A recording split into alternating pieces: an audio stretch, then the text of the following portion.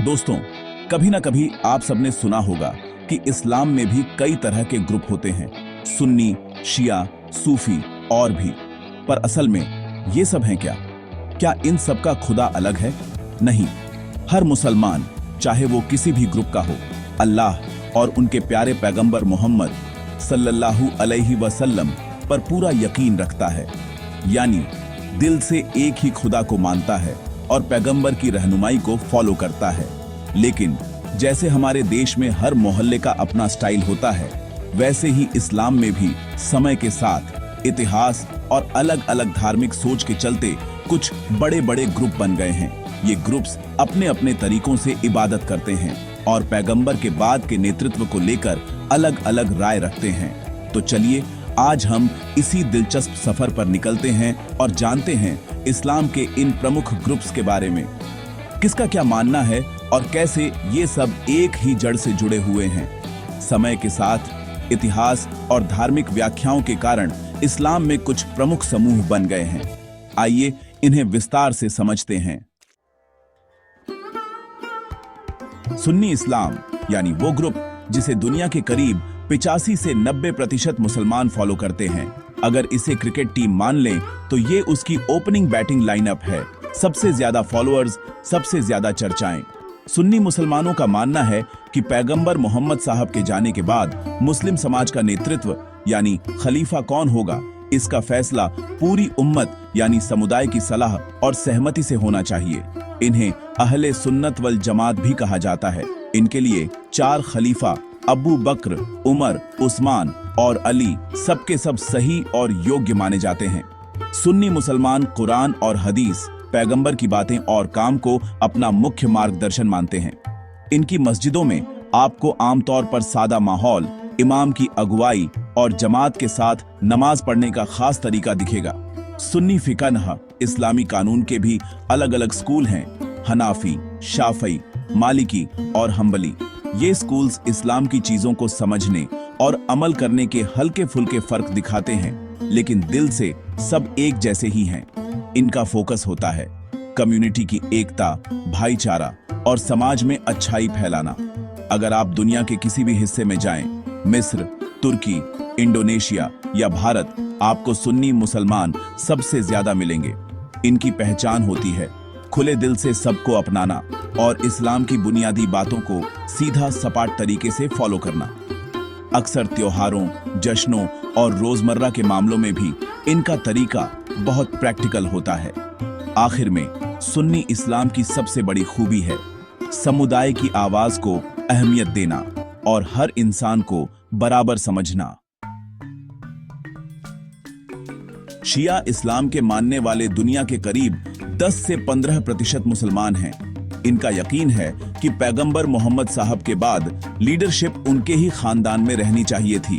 खासकर हजरत अली, पैगंबर के दामाद और चचेरे भाई, को पहला इमाम यानी सही नेता मानते हैं। शिया अपने इमामों को सिर्फ धार्मिक ही नहीं बल्कि आध्यात्मिक और सामाजिक रहनुमा भी मानते हैं।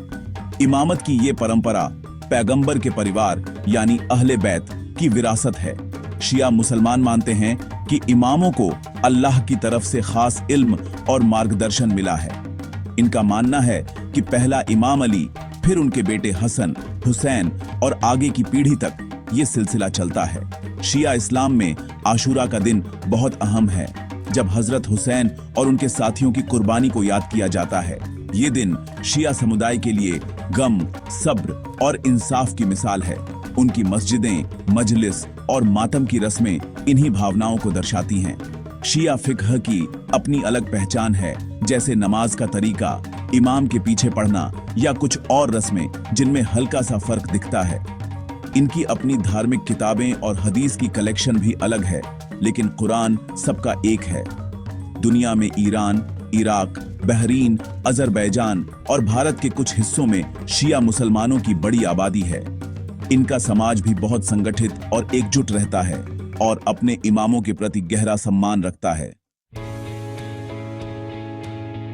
अब बात करते हैं सूफीवाद यानी इस्लामी रूहानियत की।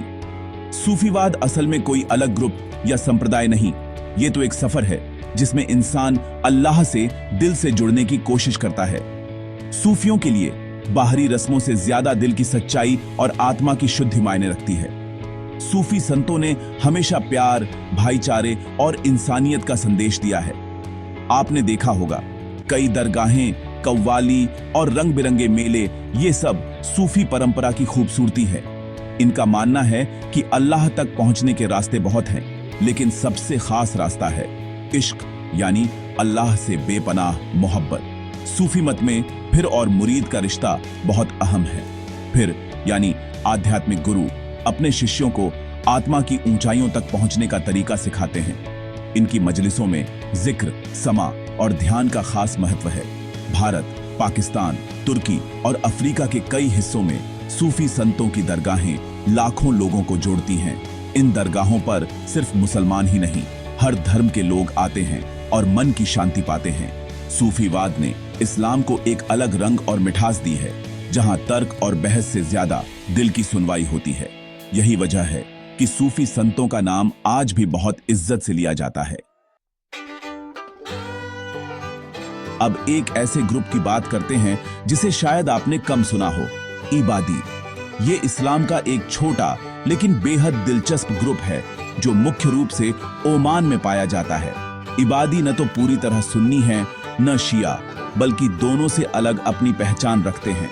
इबादी इस्लाम की शुरुआती सदियों में अस्तित्व में आया था और इनकी मान्यताएं कुछ अलग हैं।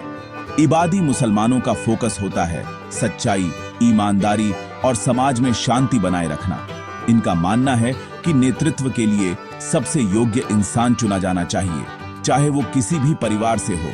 इनकी नमाज, रोजे और बाकी इस्लामी रस्मों में हल्के फुल्के फर्क जरूर है, लेकिन ये भी अल्लाह और पैगंबर की राह पर चलते हैं। इबादी समाज में बहुत सादगी और अनुशासन देखने को मिलता है। अगर आप ओमान जाएं तो वहां के मुसलमानों की पूजा पद्धति, मस्जिदों की बनावट और समाज के तौर तरीकों में आपको इबादी असर साफ दिखाई देगा। दुनिया के बाकी हिस्सों में इनकी संख्या कम है, लेकिन ओमान में ये समाज की रीढ़ की हड्डी है। इनका शांत स्वभाव और हर किसी के साथ बराबरी का व्यवहार इन्हें अलग बनाता है। इबादी मुसलमानों की खास बात यह है कि ये विवादों से दूर रहकर अपने तरीके से अल्लाह की इबादत करते हैं और समाज में अमन और भाईचारे की मिसाल पेश करते हैं। अब आते हैं अहमदिया समुदाय पर, जो इस्लाम का सबसे नया और विवादित ग्रुप माना जाता है। अहमदिया आंदोलन 19वीं सदी में भारत के पंजाब में मिर्जा गुलाम अहमद के नेतृत्व में शुरू हुआ। अहमदिया मुसलमान मानते हैं कि मिर्जा साहब वही मसीहा और महदी हैं जिनका जिक्र इस्लाम में किया गया है। मुख्य धारा इस्लाम यानी सुन्नी और शिया मानते हैं कि पैगंबर मोहम्मद ही आखिरी पैगंबर हैं, लेकिन अहमदिया समुदाय की कुछ मान्यताएं बाकियों से अलग हैं। इसीलिए दुनिया के कई देशों में इन्हें अलग या गैर मुस्लिम भी कहा जाता है। अहमदिया मुसलमानों की मस्जिदें, इबादत के तरीके और समाज सेवा के काम काफी संगठित हैं। ये शिक्षा, स्वास्थ्य और सामाजिक सेवा में बहुत आगे रहते हैं। इनकी अपनी खिलाफत भी होती है, यानी एक दुनिया भर में फैला हुआ नेतृत्व। अहमदिया समुदाय को कई जगहों पर भेदभाव और मुश्किलों का सामना करना पड़ा है, लेकिन फिर भी इनका फोकस रहता है अल्लाह की इबादत, शांति और इंसानियत की सेवा। दुनिया के कई हिस्सों में, खासकर पाकिस्तान, भारत, अफ्रीका और यूरोप में अहमदिया मुसलमान रहते हैं। इनकी पहचान है शांति, अनुशासन और समाज में अच्छाई फैलाना। अहमदिया समुदाय का संदेश है प्यार सबके लिए, नफरत किसी के लिए नहीं। यही इनकी सबसे बड़ी खूबी है। तो दोस्तों, देखा आपने, इस्लाम के ये सारे ग्रुप्स, चाहे सुन्नी हो, शिया, सूफी, इबादी या अहमदिया, सबका मकसद एक ही है, अल्लाह की इबादत और एक अच्छा इंसान बनना। रास्ते अलग हो सकते हैं, सोच में फर्क हो सकता है, पर दिल सबका एक ही तरफ झुकता है। जब तक इंसानियत और अल्लाह की मोहब्बत साथ है, तब तक कोई फर्क मायने नहीं रखता।